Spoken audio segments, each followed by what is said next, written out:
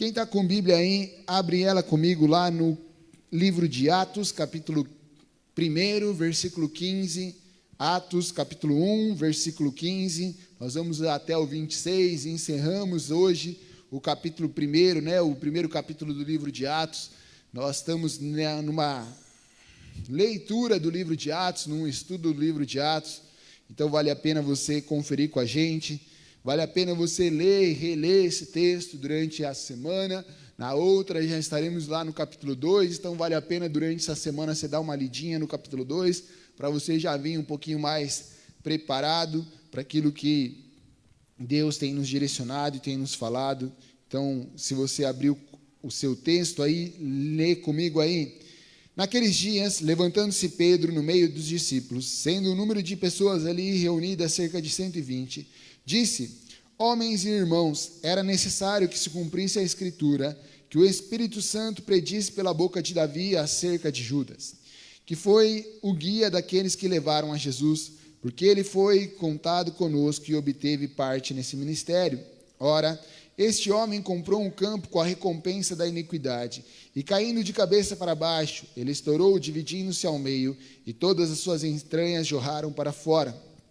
E isto tornou-se conhecido em todos os moradores de Jerusalém, de maneira que na sua própria língua esse campo se chama Aceldama, isto é, campo de sangue, porque está escrito no livro de Salmos: a sua habitação fique desolada e nenhum homem habite nela, e tome outro seu bispado. Portanto, desses homens que têm companhia conosco todo o tempo em que o Senhor Jesus entrou e saiu dentre nós, começando desde o batismo de João até o dia em que entre nós foi elevado para cima, um deles seja ordenado para ser testemunha conosco de sua ressurreição. E eles apresentaram 2, José, chamado Barsabás, que tinha por sobrenome Justo, e Matias, os Atos dos Apóstolos. E eles oraram e disseram: tu, Senhor, que conhece o coração de todos os homens, mostra qual desses dons tem escolhido, para que ele tome parte nesse ministério e apostolado, do qual Judas, por sua transgressão, caiu, para que ele pudesse ir para o seu próprio lugar. E eles tiraram sorte, e a sorte caiu sobre Matias, e ele foi incorporado aos 11 apóstolos. Pai, obrigado pela tua palavra, Deus. Fala conosco nessa noite. Queremos ouvir da tua voz, Senhor. Que seja claro e audível aquilo que o Senhor quer falar com cada vida e cada coração aqui, Deus. Nós somos pecadores, falhos, precisamos da tua graça e da tua misericórdia. Precisamos da ação e da renovação do teu Espírito em nossas vidas a todo momento. Muda e transforma a nossa forma de pensar, a nossa forma de viver, a nossa forma de falar e de olhar, Senhor.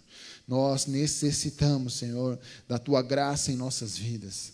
Pai, nos ensina e nos ministra nessa noite, Pai. Cada vida aqui, Senhor, aqueles que estão na internet, que o Teu Espírito traga o conhecimento, a revelação. Se é necessário conserto de rota, que assim o Senhor nos direcione.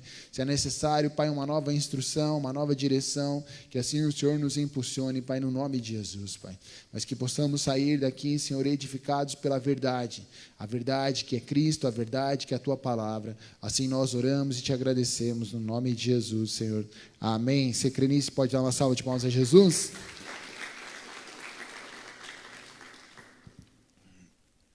Querido, então nós vemos aqui a continuação do que falamos nos 2 cultos atrás, a respeito da vinda de Cristo. Cristo tinha morrido e ele já estava, já tinha ressuscitado, e ele aparece àqueles homens ali.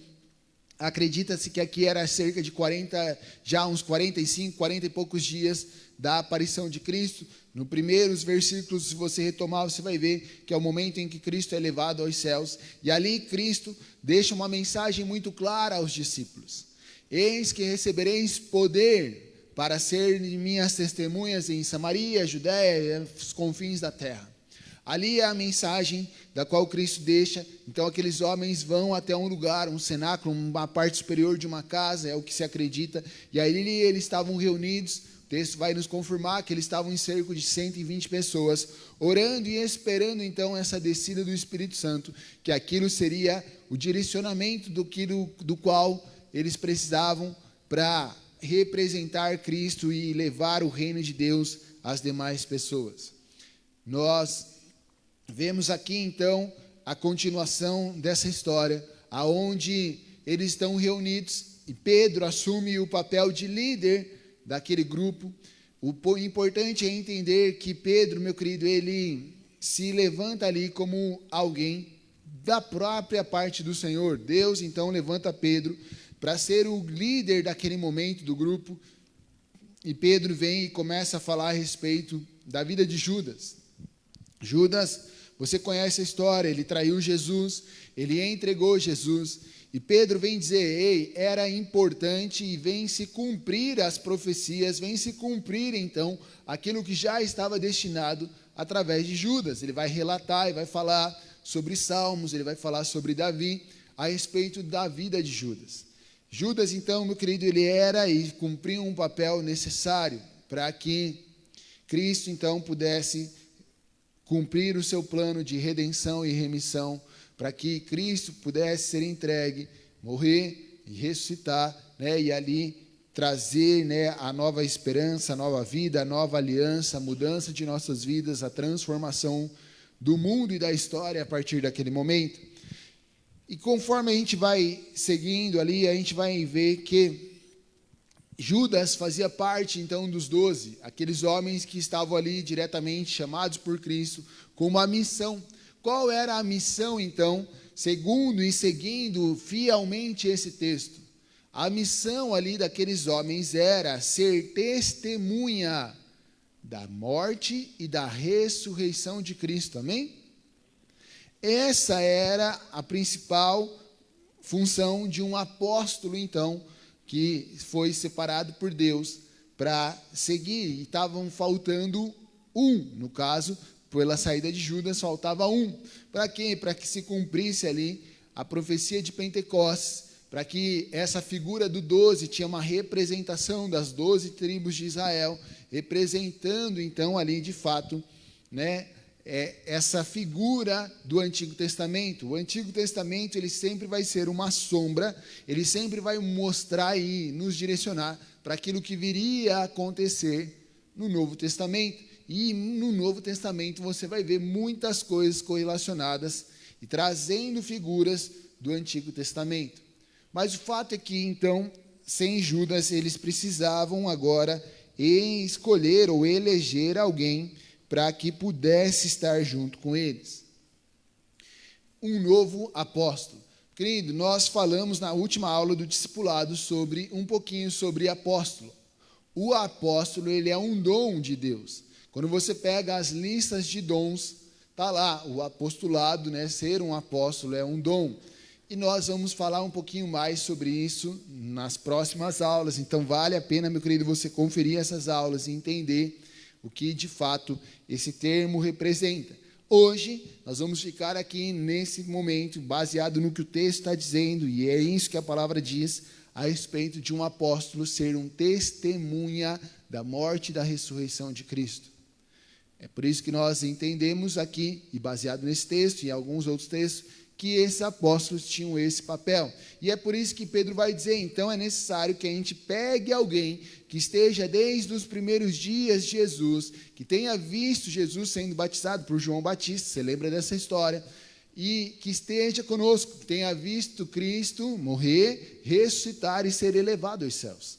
Então aqui Pedro está dando, né, um padrão ali do que seria, né, um apóstolo, qual era o requisito para um apóstolo estar ali junto deles. E eles começam ali a se mover e a orar a respeito disso, buscar ali então entender como Deus agiria nessa situação.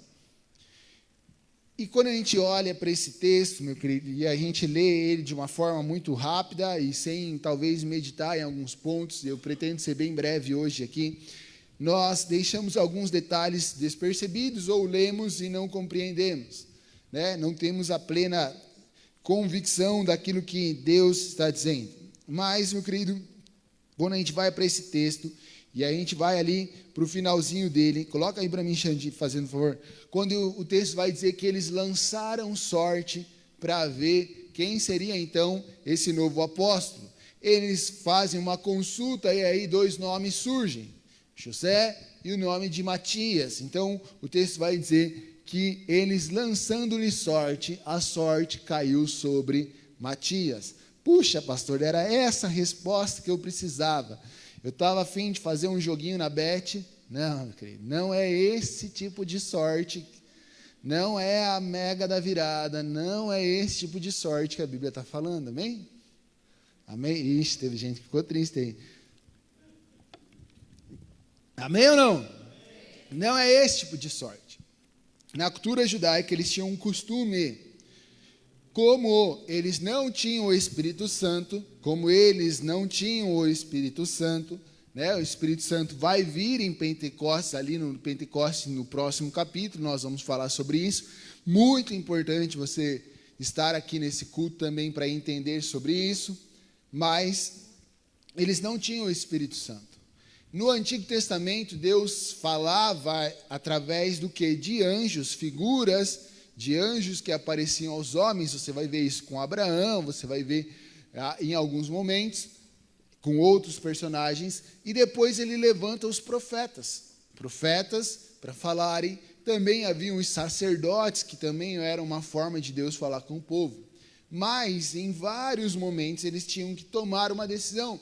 E o que eles faziam, sendo instruídos ali por Deus e direcionados pelo Senhor, era que eles colocavam, então, numa bacia, num pote, numa tigela, como você queira pensar, eles colocavam pedras e muitas vezes anotavam as coisas nas pedras e chacoalhavam aquela bacia. Então, a pedra que caísse, a primeira pedra que caísse no chão, eles entendiam como aquilo sendo uma resposta de Deus a respeito do que eles deveriam fazer. E é exatamente isso que eles fazem. Só que o detalhe é que essa era a forma que eles tinham ainda de ouvir a Deus, de serem direcionados por Deus. Mas eles não fizeram isso de qualquer jeito. Volta um versículo para mim, Xedinho, fazendo favor. Não, o próximo, o de trás. Aí, ó. E orando, amém? Eles oraram antes, falaram: Deus, nós não sabemos como ouvir a sua voz, fala conosco. Nós precisamos levantar alguém para entrar na vaga de Judas, nós precisamos colocar alguém ali e que o Senhor nos direcione. E a forma que Deus usou para direcionar eles foi quando eles lançaram sorte sobre esses nomes, o nome de José e de Matias, e deu o Matias. Eles oraram e disseram: Senhor, tu conheces o coração de todos, mostra qual desses dois deve ser escolhidos. Então, meu querido, eles não fizeram um voto bobo com o Senhor, eles estavam clamando, buscando a Deus. Eles estavam buscando que Deus, de uma certa forma, respondesse eles. E essa é a última vez que você vai ver no Novo Testamento alguém lançando sorte. Por quê? Já te disse a resposta. Porque a resposta está no capítulo 2. Porque o Espírito Santo vem, então, e habita em nós, e é o Espírito Santo quem nos direciona. E nós não precisamos lançar mais sorte. É o Espírito de Deus que vai nos direcionar. E aquele que é guiado pela sua carne, será inclinado para as obras da carne. Gálatas 5, vale a pena a leitura. E aquele que é guiado pelo Espírito será direcionado pelas coisas do Senhor e manifestará o fruto do Espírito. Aqui, meu querido, é a última vez que eles fazem isso. Por quê? Porque eles não tinham o Espírito Santo. Mas, quantas vezes eu e você estamos lançando sorte diante de Deus? Quantas vezes eu e você, tendo hoje o Espírito Santo, ficamos lançando sorte diante de Deus? Ah, Deus, eu vou fazer, que o Senhor abençoe. Isso é lançar sorte, meu querido. Você não está pedindo para que Deus mostre, para que Deus direcione. Você não está buscando ouvir a voz de Deus, um direcionamento do Espírito Santo. Você está lançando uma ordem, mais do que sorte, você está lançando uma ordem para Deus. Deus abençoa, faz. Sem antes perguntar a Deus: é a sua vontade? é do seu querer, tem a ver com a minha vida, com o propósito que o Senhor tem para a minha vida, tem a ver com aquilo que é o teu desejo para o meu caminho. Tem alguém aqui que está me entendendo e pode dar glória a Deus? Sabe, meu querido, eles estavam aqui então buscando alguém para ser esse testemunha da ressurreição de Cristo. Eles estavam buscando alguém ali, meu querido, que pudesse estar junto e auxiliando eles nesse momento. Não era qualquer pessoa, essa pessoa precisaria conhecer a Cristo. Não o conhecer de ouvir falar, mas um conhecer de caminhar, estar com Cristo. Quando ele coloca o período em que essa pessoa precisava estar junto, então não era um aventureiro que seguiu Cristo de qualquer forma, mas de alguém que compreendeu e aprendeu tudo o que Cristo lhe ensinou naquele período que esteve junto com eles. De alguém que vivenciou as coisas de Cristo, de alguém que conhece a Cristo. Para quê? Para que essa pessoa seja testemunha de Cristo. Sabe, meu querido, eu e você não somos apóstolos. Nós, ao entendermos o caminho de Cristo, nós nos tornamos um cristão. Por que um cristão? Porque à medida que esses homens começaram a falar e a pregar o reino de Deus, as pessoas diziam: olha, ali está vindo aquele homem, ele é um mini Cristo, ele é um representante de Cristo. Alguns diziam: lá, olha quem vem, aquele que é do caminho, porque Jesus Cristo se apresentou como sendo o caminho, a verdade e a vida.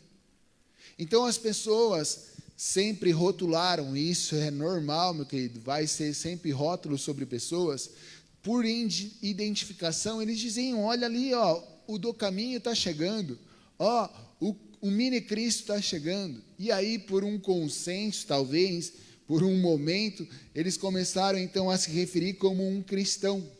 Olha, o cristão está chegando, e esse rótulo nós carregamos até hoje, que nada mais é do que ser um testemunha a respeito de Cristo.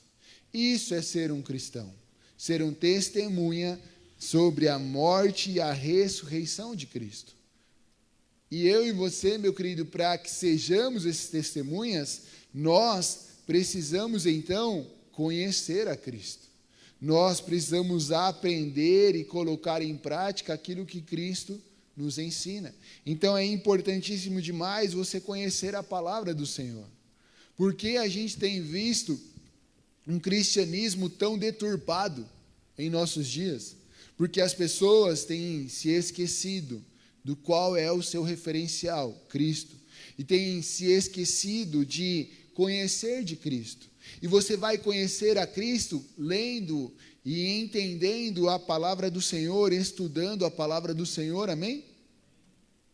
Você vai conhecer a Cristo entendendo e reconhecendo aquilo que Ele fez, e o Espírito Santo agindo e direcionando a sua vida, sendo transformado pela verdade da palavra de Deus. Não por achismo, não por vãs filosofias, não por falsos profetas, não por falsas culturas. Tudo isso a palavra já nos alertava que viria esse tempo. Mas por não conhecermos a palavra do Senhor, muitos têm sido enganados por essas coisas. E têm vivido um cristianismo que de nada tem a ver com Cristo. Um cristianismo que jamais pode ser considerado um representante, um testemunha ou um mini Cristo. E aí as pessoas colocam mais um rótulo de evangélico, de crente e tal e tudo mais, na tentativa de construir a religião, uma religiosidade, um modelo, um método, um molde para direcionar pessoas. Mas não é isso que Cristo vem propor. Porque nós estamos estudando o livro de Atos, meu querido, porque o livro de Atos é base para a nossa vida como um cristão, como um discípulo de Cristo.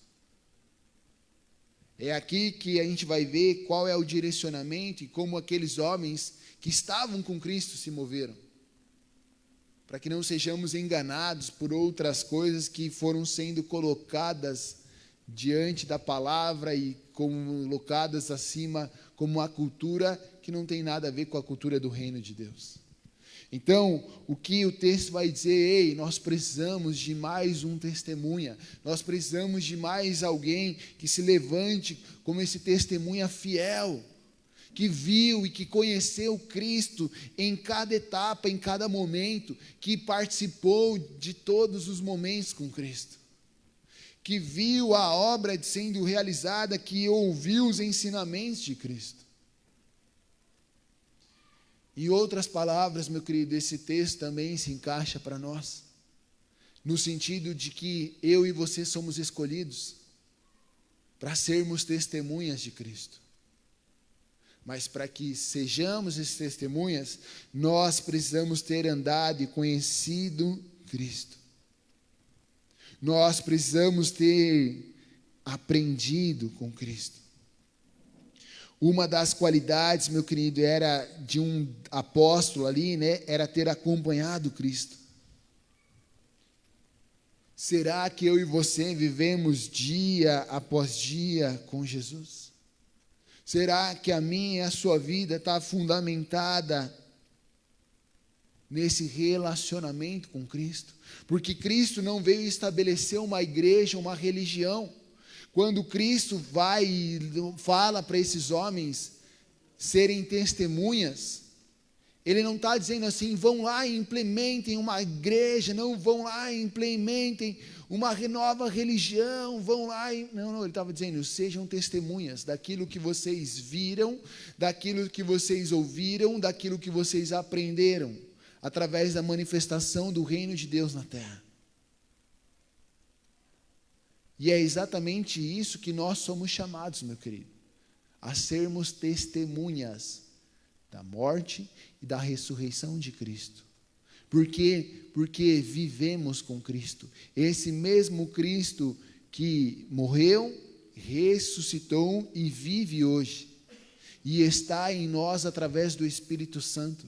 Esse mesmo Cristo que continua a operar milagres, sinais e maravilhas, esse mesmo Cristo que não condenou pessoas, mas resgatou os pecadores, esse mesmo Cristo que continua nos ensinando dia após dia. Nós precisamos ser testemunhas de Cristo. Nós precisamos ser aqueles que entendem e se relacionam com Cristo, porque entenderam a importância de conhecer a Cristo. Como eu conheço uma pessoa? Me relacionando com aquela pessoa, observando, aprendendo o que ela fez, como ela faz e agindo como ela age muitas vezes. E é exatamente isso que Cristo nos ensina. É por isso que a palavra vai nos dizer que nosso alvo é Cristo, que nossos olhos devem estar voltados para Cristo. Nós precisamos ser testemunhas de Cristo. Está acontecendo um massacre de cristãos na Nigéria, eu não sei se você tem visto isso. Eles incendiaram uma igreja, meu querido, e dá vergonha quando você olha para isso, porque nós vivemos um cristianismo Nutella em nossos dias. A igreja, meu querido, não tinha nenhuma estrutura quase. O que sobrou foram paredes, e paredes muito mal acabadas, feitas, né, com o recurso que eles tinham. E o que sobrou foi isso. E o que eles estavam fazendo? Fugindo, acobertado em suas casas, se escondendo? Não, eles estavam lá adorando e celebrando ao Senhor, sendo testemunhas de Cristo. Qual é o destino desses apóstolos, daqueles discípulos que seguiram a Cristo? Os poucos que nós sabemos foram pessoas que se entregaram, morreram para levar a verdade, falar e serem testemunhas de Cristo. Porque eles conheceram Cristo de uma forma tão profunda que aquilo impactou suas vidas. E eles já não mais conseguiram viver para suas vontades, mas passaram a viver por esse Cristo que eles conheceram.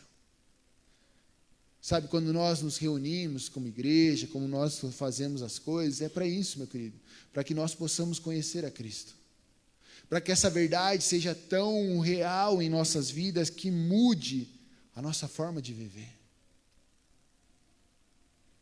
Estarmos reunidos como igreja é estarmos reunidos, meu querido, para que Cristo opere em nossas vidas e para que sejamos transformados por Ele.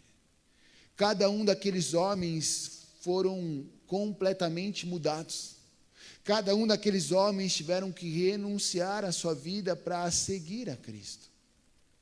Cada um daqueles homens, meu querido, tiveram que mudar a sua forma de pensar, a sua forma de viver, para poderem ser esses testemunhas de Cristo.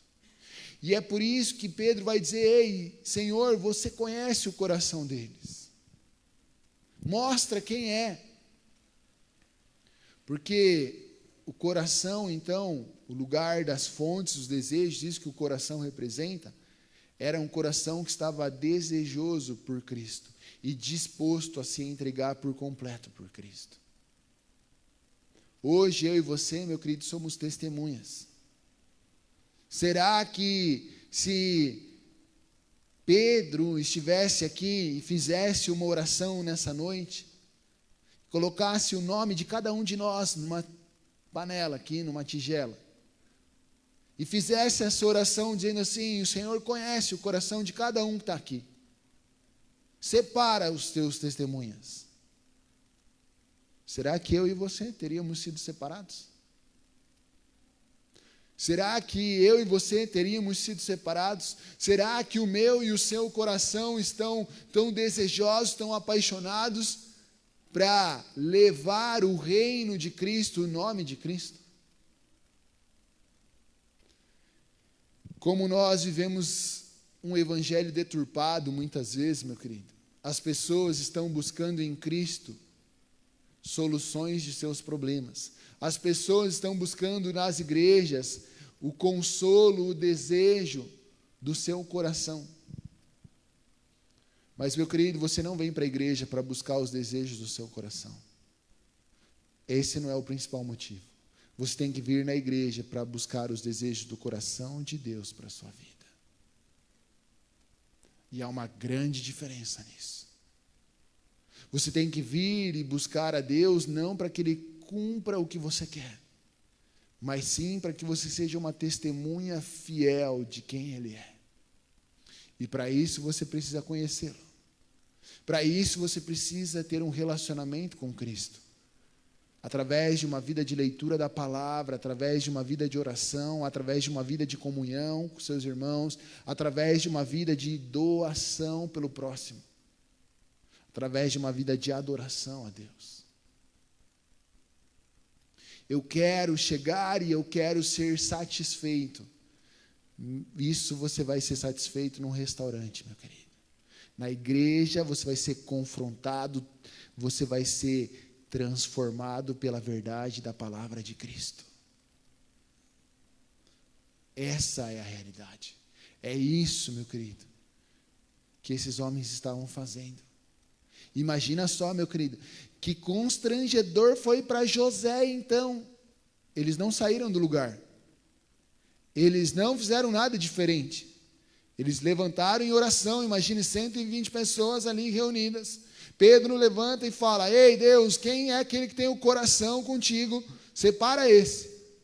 Vamos levantar sorte. Jogaram os dois nomes, cai o nome de Matias. E José poderia sair e postar: me sentindo excluído, me sentindo triste porque não me acolheram no grupo, eu não fui escolhido. Você acha que ele não foi constrangido? Mas a maturidade daqueles homens não apontou o dedo para José, mas fez ele ser acolhido. Como igreja, é isso que nós temos que fazer. Não apontar o dedo, mas acolher. Porque Deus separou Matias. Mas nós não sabemos se José estava errado ou não estava. Nós não sabemos se José tinha problemas ou não tinha problemas. O fato é que Deus separou Matias. Mas na nossa mentalidade nós vamos apontar e dizer: José estava na brecha, José provavelmente não tinha o coração bem alinhado com Deus, José tinha dívidas, José tinha alguma coisa de errada. Era natural esse tipo de pensamento. Mas nós não sabemos. Só Deus conhecia o coração de Matias e só Deus conhecia o coração de José. Só Deus sabia porque ele escolheu Matias e porque ele não escolheu José. Mas no mínimo José deve ter voltado para Deus e ter dito: Deus, o que eu preciso me consertar? Aonde eu preciso mudar? Isso é um coração quebrantado diante de Deus. É isso que nós precisamos viver, meu querido. E eu e você, todos os dias, precisamos fazer essa oração. Porque todos os dias nós precisamos ser transformados pela palavra de Deus. Todos os dias nós precisamos ser moldados pela mensagem do Evangelho.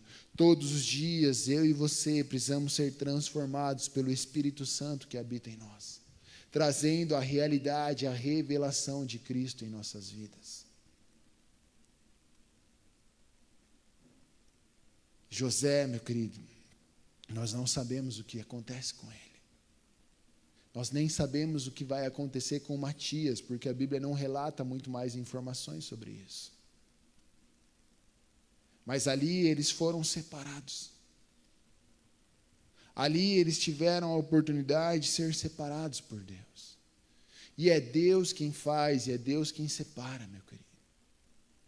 E o nosso papel é simplesmente seguir e obedecer aquilo que Cristo quer fazer em nossas vidas. Então, aqueles homens são separados para serem os testemunhas de Cristo. E na sequência do capítulo 2, a gente vai entender como Deus vai agir em suas vidas para que isso aconteça. Mas, já para encerrar, meu querido, eu quero te fazer duas perguntas, para que nós possamos sair daqui, meu querido, pensativos e com o nosso coração quebrantado diante de Deus, para sermos direcionados por Ele. Primeiro, será que nós temos sido testemunhas de Cristo? Será que eu e você, nós temos sido aqueles que conhecem a Cristo? Porque ser testemunha é isso, conhecer a Cristo, ter o coração voltado para Deus e estar disposto a se entregar por Deus. Porque eles tiveram que separar alguém, porque essa pessoa, no momento que separada, sabia que ali haveria um compromisso ainda maior de entrega diante de Deus. Hoje, eu e você somos separados quando o Espírito Santo nos traz a revelação de quem é Cristo. E à medida que somos separados, então, pelo Espírito Santo, nós somos separados para sermos testemunhas de Cristo, para levarmos a mensagem da ressurreição de Cristo, para levarmos a mensagem de esperança, para levarmos a mensagem de amor do reino de Deus, para levarmos a mensagem de transformação do reino de Deus. E isso fala de entrega, isso fala de renúncia, isso fala, meu querido, de viver muitas vezes o que é o desejo de Deus para a sua vida e o que você muitas vezes não quer. Sair da sua zona de conformismo e de comodismo muitas vezes, para estar ali se entregando por Cristo, pela obra de Cristo. Será que de fato eu e você somos testemunhas de Cristo? E a segunda pergunta é: hoje eu e você, meu querido, temos o Espírito Santo que está em nós, que habita em nós e que nos direciona através da revelação sobre a iluminação daquilo que precisamos fazer. Esse é o poder do Espírito Santo em nossas vidas, nos transformando das nossas ações pecaminosas, nos fazendo vencer nossos vícios, nossos traumas, nossas dores. É o Espírito Santo que age em nós. É esse Espírito que vai nos guiar e nos direcionar. Será que de fato eu e você, meu querido, temos sido direcionados pelo Espírito Santo? Ou temos lançado sorte? Temos falado, Deus, eu vou fazer desse jeito. Então, abençoa. Então, faz. Então, cumpre. Ou temos pedido sinais para Deus, mas sinais, meu querido, que são mais alegorias e coisas da nossa própria cabeça, do que realmente o querer ouvir a voz de Deus. Sabe como é triste, muitas vezes, ouvir pessoas pedindo um sinal para Deus. Mas um sinal, meu querido, que você já sabe a resposta. Um sinal condicionado com aquilo que você quer ouvir da parte de Deus. Deus, se essa semana chover, então é a resposta que eu preciso para ir lá e fazer aquilo. Mas você viu a previsão do tempo e sabia que a previsão do tempo era de chuva para essa semana. Deus, se abrir um sol, meu querido, você mora em Curitiba e na região, chove, sol, neva, faz de tudo num dia. Como você pede uma resposta dessa para Deus? Isso é lançar sorte diante de Deus. Deus, se aquela pessoa, e aí as pessoas começam a lançar coisas que elas não estão preocupadas em ouvir a resposta de Deus, mas elas querem um álibi, uma desculpa para fazerem aquilo que está em seu coração. Quem está me entendendo aqui pode dar glória a Deus. Quando eu oro e busco um direcionamento da parte do Senhor, eu preciso estar disposto a ouvir sim ou não. Mas muitas vezes as pessoas estão buscando a Deus para ouvirem a resposta que elas querem. É tão engraçado e triste ao mesmo tempo, e a gente entende, porque às vezes falta conhecimento e maturidade muitas vezes, e a pessoa vem e fala, puxa, eu estou orando para que dê certo isso. Pastor, você pode orar por mim para que dê certo isso? Querido, então você está querendo determinar aquilo que Deus precisa fazer. Você não está orando para ver se aquilo é de Deus ou não.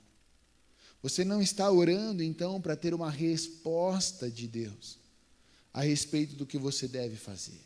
Você está orando para que Deus concorde com aquilo que você quer fazer. Isso, meu querido, nada mais é do que lançar sorte, muitas vezes. Pelo engano e pela fragilidade, muitas vezes, do nosso relacionamento com Cristo, nós começamos a lançar sorte. Ah, se fizer isso, então eu vou fazer. Se alguém, e se aquela situação, querido, cuidado. Deus fala através de coisas, sim ou não? Sim. Deus pode usar uma circunstância, Deus pode usar uma pessoa, Deus pode usar uma situação, sim. Mas para confirmar isso, meu querido, para que essa situação de fato seja uma resposta de Deus, tudo aquilo tem que estar de acordo com o caráter e o padrão moral de Deus. Qual foi a oração que eles fizeram antes? Deus, nós temos aqui 2 nomes, José e Matias. Nós vamos lançar sorte. E qual ideia deu? Deus, nós temos uma quedinha mais por Matias, que Matias é presente de Jeová, o nome dele já é um nome meio profético. O nome de José, né, Deus do sábado e tal. Não, não é isso que eles fizeram. Eles não queriam confirmar as suas expectativas, eles queriam de fato ter uma resposta clara de Deus e um direcionamento de Deus. Mas antes eles oram para que Deus revele através daquilo aquele que tinha o coração alinhado com Deus. Porque Deus conhecia o coração daqueles homens. Muitas vezes nós estamos lançando sorte diante de Deus. Estamos buscando a Deus para que o desejo do nosso coração se realize, ao invés de buscarmos o desejo de Deus sobre nossas vidas. Ao invés de buscarmos aquilo que é a vontade de Deus para nós, e não o nosso querer. Quantas pessoas, meu querido, lançando sorte diante de Deus. E nós já não precisamos mais disso. Nós temos a palavra de Deus, que é lâmpada para os nossos pés, guia para os nossos caminhos. Nós temos o Espírito de Deus, o Espírito Santo que habita em nós, que vai nos mover a viver inclinado pelas coisas do Senhor. Toda a resposta, meu querido, que eu e você buscarmos, nós precisamos ter um pouco de discernimento que isso precisa estar baseado no caráter e no padrão moral de Deus. Senão, já não é para nós. Tudo me é lícito, mas nem tudo me convém. Puxa, eu estou pensando então em fazer um negócio. Mas para fazer esse negócio eu vou ter que dar um miguezinho ali, um somebody love daqui, dar uma ajustada. Eu estava namorando uma moto um tempão e fui com os irmãos da igreja, fomos ver moto e só carniça. Só. E um dia o cara trouxe a moto aqui na frente da igreja, falei, meu Deus, é a resposta de Deus, ele trouxe na igreja. Não fiz esse voto, lógico que não, né, meu querido? Porque eu combinei com ele para ele trazer aqui. Mas o cara era cristão também, falei, olha aí, olha as lançando sorte. Você começa a querer achar resposta, porque é o que você deseja. E aí, beleza, tal, estava para fechar o negócio. Eu falei, tá, ela tá assim, tá assada, como é que a gente vai fazer? Documento, ela foi um pouco descaracterizada. Então, você precisa ir lá no despachante que eu conheço, porque daí ele é um cara envolvido lá no Detran, um policial, e daí ele arruma as coisas por lá e está tudo certo. E está tudo errado. Eu não precisava falar Deus, levantar um jejum, um clamor, colocar as pessoas da igreja em oração para pedir uma resposta. Porque a resposta já estava dada, de que aquilo não estava ligado ao padrão moral e ao caráter de Cristo.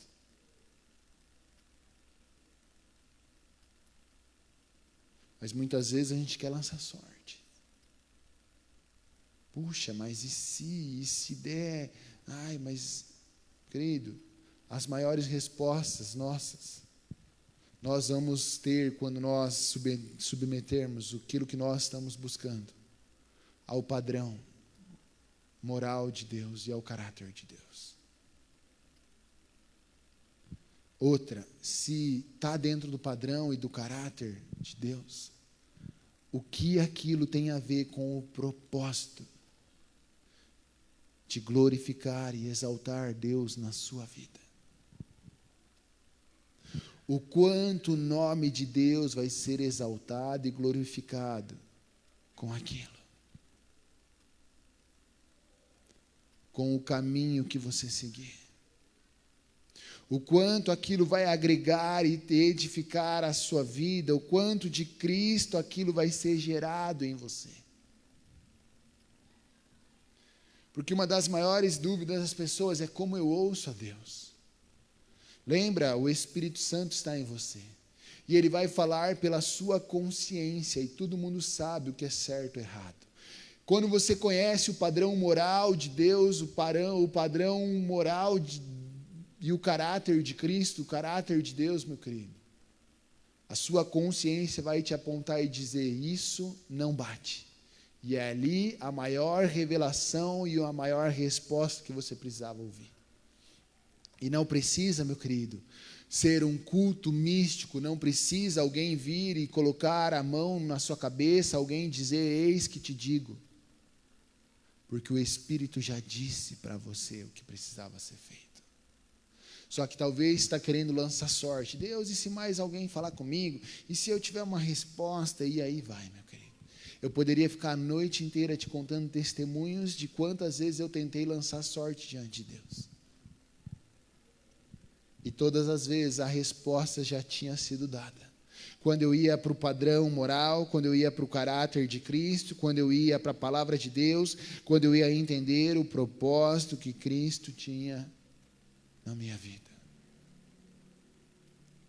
Quando eu ia entender o quanto daquilo ia edificar e formar Cristo em mim.